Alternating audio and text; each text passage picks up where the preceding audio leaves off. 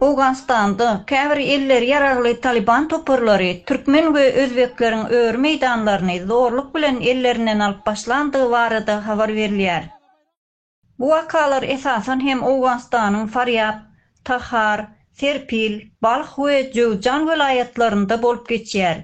Bu ady geçen vilayatlar Awganistanyň iň bir mahmal otly öwür meýdanly ýerleri hasaplanýar.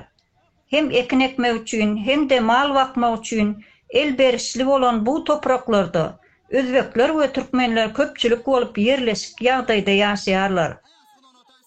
Şu wagt ekranda görkezilip durulan videoda Faryab vilayatynda ýaşaýan özbekleriň yerlerini Awganlar tarapyndan ellerinden alýandygyny görkezýär diýilip aýdylýar.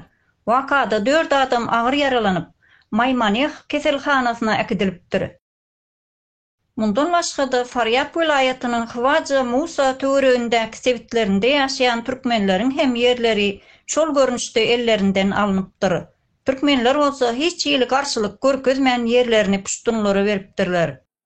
Awganistanda puştunlaryň basyp alışlyklary, diňe topraklary ele geçirmek bilen çäklenmän, eýsem özlerinden başga bolan milletleriň aýallaryny we gyzlaryny gaçyrmak ýa-da jinsi zorluk etmek bilen hem son kuwatlary öňe çykýarlar. یک زن و 2 دختر 12 و 14 سالش تجاوز کردند. Moğol hökmünde Awganistanyň Serpil vilayatynyň süzme etrawynyň Hanaka owasynda ýaşaýan özbek bir aýaly we 12 ýaşly gyzyny aýaklary daňylygy halda öz öýlerinde köpçülik bolup jinsi zorluk edipdirler. 12 ýaşly gyzja şu wagt agyr ýagdaýda hastahanada ýatandygy aýdylýar.